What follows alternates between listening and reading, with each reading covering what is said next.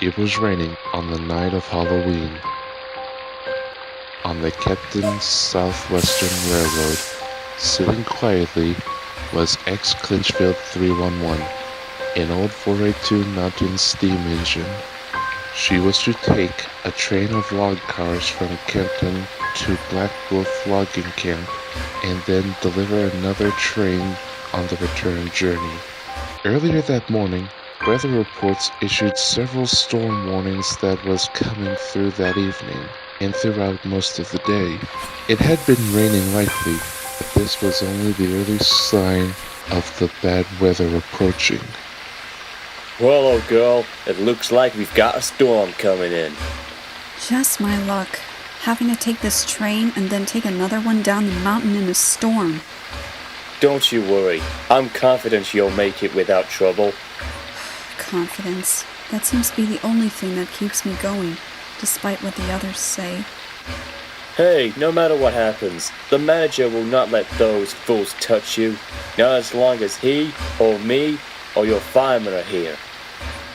You're the only ones who have shown me sympathy ever since I came here, and I'm grateful for it. So what's our arrival time back in Campton? Our arrival is 1 a.m., right on the dot. Right. Let's get rolling.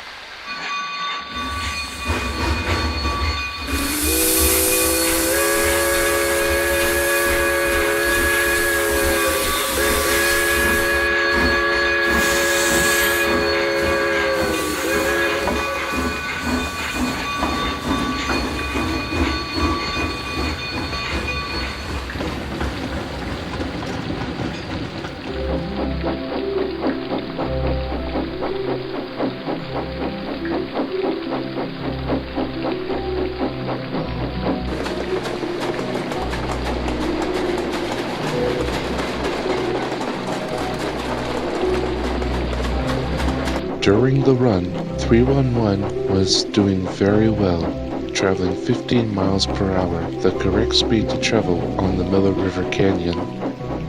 It was still raining lightly, now beginning to follow with the rumble sound of thunder and whistling winds.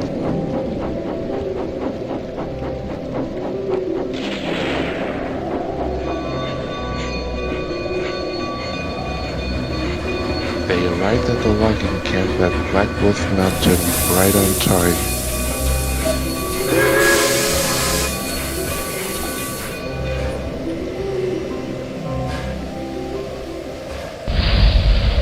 After being serviced and checked over by her crew, 311 was preparing to take the other train of log cars back to Campton.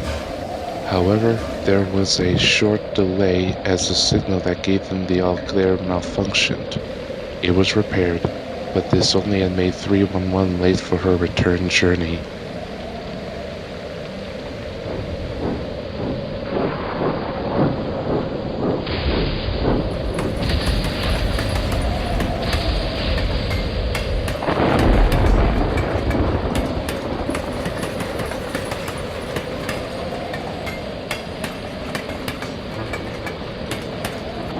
Ugh, this rain is almost hard to see through.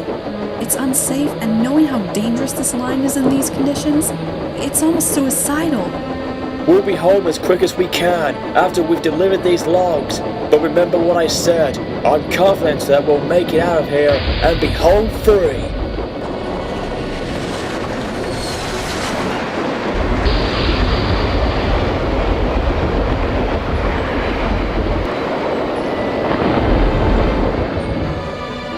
The storm had gotten more worse for cause of major flash floods, loosening large rocks and trees from the banks, causing them to plunge into the raging rapids below, pulling them downstream.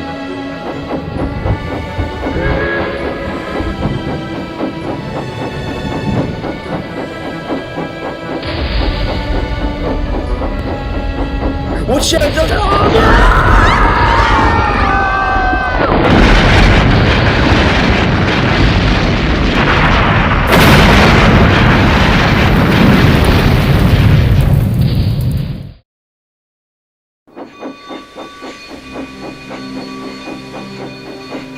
No word of 311 at Campton was heard the next day.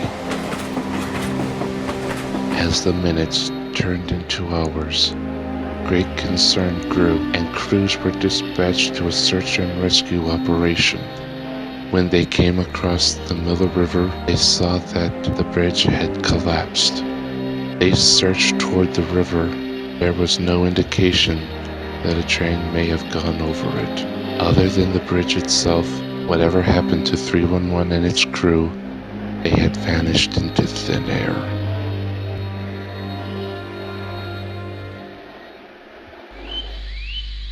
After a new and stronger bridge was constructed, strange events began to occur. A year after the accident, a freight train was heading towards the same place where 311 had disappeared.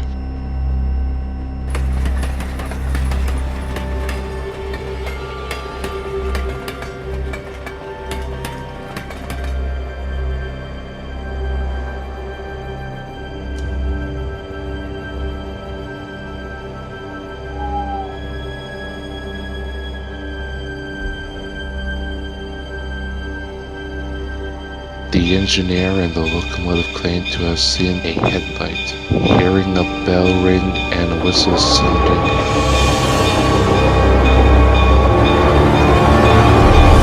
But then they all vanished together without a trace. Many reports of similar events throughout the decades soon followed.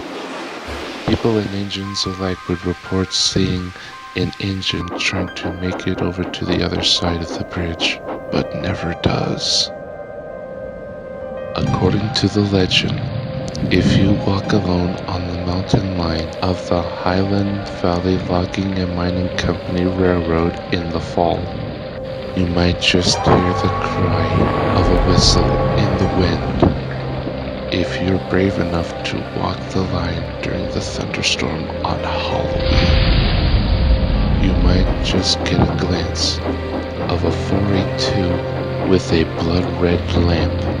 As it flares past you, it's whistling, screaming into the distance, only to vanish.